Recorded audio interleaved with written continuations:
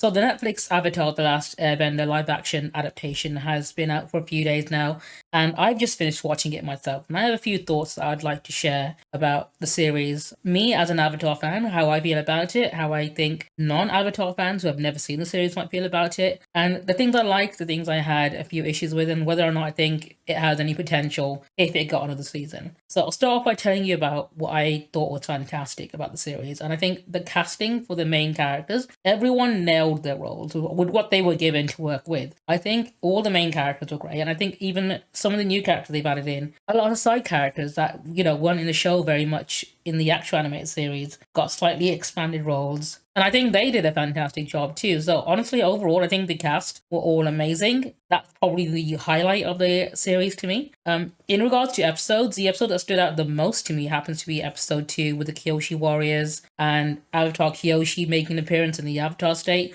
One of the most amazing sequences in the series, and that's something they made for the live action that wasn't originally in the animated series. Although they did take out Avatar Roku bringing down the fire temple, which was something I thought would be really cool to see, but I guess if that was the trade-off we're getting, I think the Kyoshi scene actually was a lot cooler. They added in a lot of new scenes, specifically flashbacks for characters like Iroh and Zuko.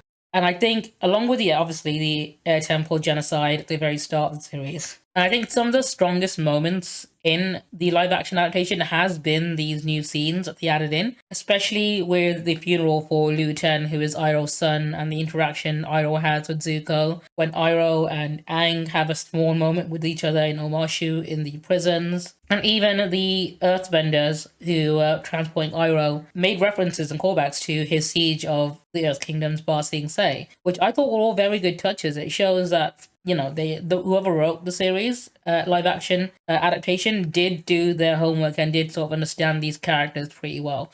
Another thing that I didn't expect to like very much was the fact that they expanded characters like Lieutenant G in Zuko's ship crew, who I think were honestly unexpectedly very good. They added a lot more to Zuko's character, gave a lot more depth to his backstory. I thought the whole idea of having the 41st Legion that Zuko defended, who he didn't want to sacrifice, ended up being his ship crew, which was a nice touch. And he didn't hold it over their heads or anything, or, make them feel indebted to him, which obviously adds a lot more depth to the characters. And I like seeing that, which I know might seem controversial because I know a lot of people are hating on changes, but I don't think change means bad. Sometimes change can be good, or change can just be, more of something different. Different doesn't always mean bad. I think people need to be more open to these sort of things and less resistant towards it, because just because it's different doesn't mean it's automatically bad. And one thing I also really enjoyed, and I'm glad they got this right, was the fight choreography in the series.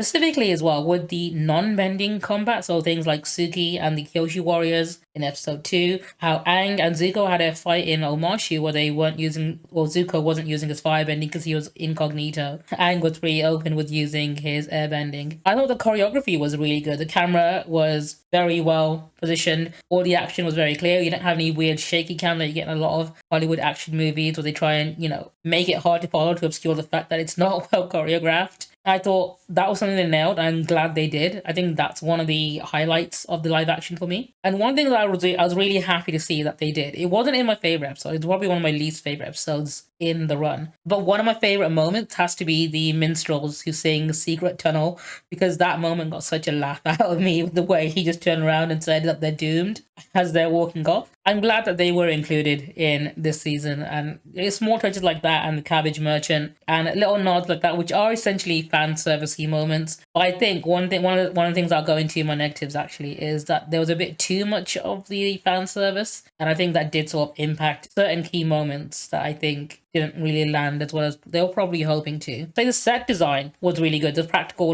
materials and so on, they were really good. And the CGI, they used a lot of green screen for it. It was good, but not perfect. It's better than what I was expecting, considering the live action adaptation we got previously, and how very recently, so even Marvel movies have had a bad reputation of rushing out bad CGI and crunching and, putting out subpar products. And so I had really low expectations for the CGI, and I knew they were going to be relying a lot on green screen, which they did do, but it wasn't terrible. There were some moments where it was a bit uneven, but on the whole, most of it was really good. So I'll give them credit for that. It looked pretty good. When it came to costumes, I think the costumes are fantastic. Everyone looked great, but The thing is, certain characters, their wigs were very uneven, where like some looked really good, but because you had some really good ones, anyone that was subpar next to them looked really out of place or kind of bad. I think some examples I'd give is Suki and the Kyoshi Warriors are probably the best looking in terms of costume design in the entire series. And Avatar Kyoshi, of course, looked fantastic. But one issue I couldn't stop getting over is Zuko's scar didn't have any real texture to it. So it looked like it was just makeup painted on. And I think the worst part is by the last episode, he has some scars on his head that do have texture, and they just make his actual scar on his eye look more out of place by comparison. And of course, there are characters who have wigs that were very noticeably wigs and not quite up to the same standard as everyone else, and they did stand out when you saw them, but they weren't in it much, so I guess I can forgive that a little. Now, I know one thing everyone had issues with were the episodes being condensed and combined. It was, I would agree, it's uneven. It was a bit hit and miss. Some episodes landed really well, some did not. The one that stood out to me was the episodes in Omashi, where they combined a couple of episodes, like Jet and his gang and the Mechanist. They worked fine. I think those were, if you're going to combine two episodes, those two episodes mesh really well together. But the episode about the spirit world with Heibai, Ko the Face Dealer, and Wan Shi Tong making an appearance, I think that one, they tried to put too much into one episode. I say one episode, I think it was over two episodes, but even then, it felt like they crammed in way too much, because they even had Monk Gyatso appear as well. And I think that one was probably the weakest episode out of all 8 that we had. I think it's because they were trying to do too much at once, and none of it really landed in any meaningful way. And it felt kind of like very rushed and very heavy-handed. So I think that was probably the least favorite episode, if I had to pick a least favorite. Now, I did have an issue with some of the dialogue. I think it was very heavy-handed at times, especially with things like Gran saying the opening credits from the animated series, and other lines that felt like they were meant to be fan service that were, a wink to the fans. I think they were very awkward and they felt very forced and out of place. And they weren't. If I was a non-fan watching this, I'd feel really weird about those lines because they did feel like very contrived. And I think a lot of the script did suffer from uneven dialogue because of things like that. And I think they were trying to stay too faithful to the animated series to their detriment, where it ended up being a point where, hey, if you're sticking to it this closely here but not here, it's going to be very uneven and kind of jarring at times. Now, they did make a few changes to the characters. I'm not mad about the changes to the characters. Some of them worked out well enough to the point where I was okay to accept it, didn't have any issues.